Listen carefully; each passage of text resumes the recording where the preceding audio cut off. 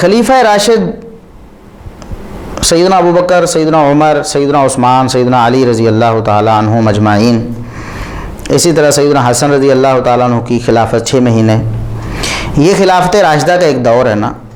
اس کا یہ مطلب نہیں کہ اس کے بعد کوئی اچھا خلیفہ نہیں آ سکتا، یا اس کے بعد جو بھی آئے گا وہ ظالم اور غیر عادل حکمران ہوگا، کیا اس سے یہ مراد ہے؟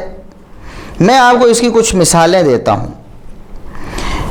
ایک وہ مثال ہے جس سے آپ نے ایک غلط مفہوم اخذ کرنے کی کوشش کی۔ آج میں آپ کی جو اس حوالے سے خیانت ہے اس کو واضح کروں گا۔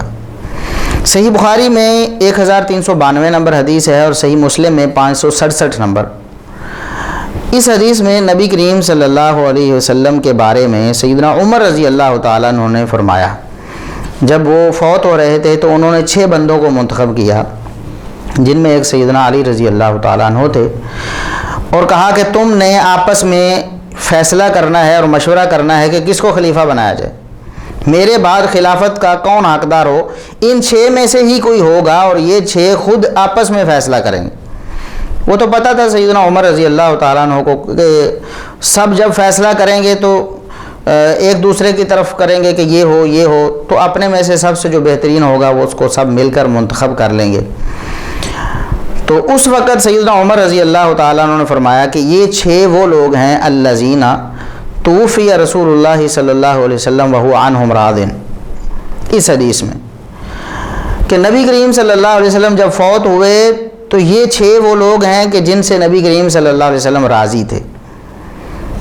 اب یہ حدیث ہے صحیح بخاری اور صحیح مسلم کی حدیث ہے متفق علیہ۔ اس حدیث سے آپ نے اپنا باطل نظریہ کیسے ثابت کرنے کی کوشش کی؟ آپ نے کہا کہ اس کا مطلب ہے کہ کچھ لوگ ایسے بھی تھے جن سے نبی کریم صلی اللہ علیہ وسلم راضی نہیں تھے، اور اگر میں قتل ہو جاؤں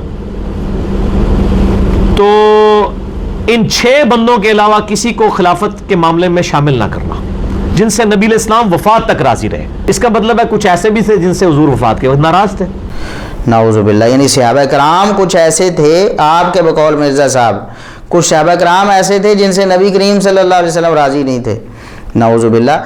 حالانکہ اگر آپ نے استدلال کرنا تھا، یہ رافضیوں والا استدلال، باطل استدلال اگر کرنا تھا تو صحیح طرح سے تو یوں بنتا تھا کہ ان 6 سے راضی تھے، باقی کسی سے بھی راضی نہیں تھے، کیونکہ سیدنا عمر رضی اللہ تعالیٰ عنہ تو فرما رہے ہیں کہ یہ 6 وہ لوگ ہیں کہ نبی کریم صلی اللہ علیہ وسلم راضی ہو کر دنیا سے گئے ہیں ان سے۔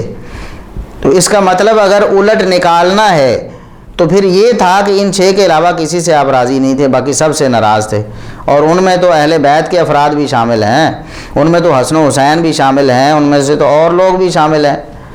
تو نعوذ باللہ اس کا یہ مطلب بنتا ہے کہ ان 6 سے راضی تھے، باقی کسی سے راضی نہیں تھے۔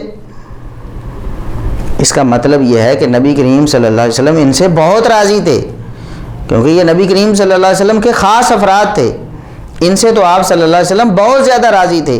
اس کا یہ مطلب نہیں کہ باقیوں سے ناراض تھے یا باقیوں میں سے کچھ سے ناراض تھے، نعوذ باللہ۔ یہ بات اہل سنت میں سے کس نے کی ہے مرزا صاحب؟ کیوں آپ رافضیت کو اہل سنت میں گھسیڑنے کی کوشش کر رہے ہیں؟ اور انشاءاللہ اس کوشش کو ہم کامیاب نہیں ہونے دیں گے۔ ہم اللہ کے فضل و کرم سے آپ کی یہ خیانتیں پکڑتے رہیں گے۔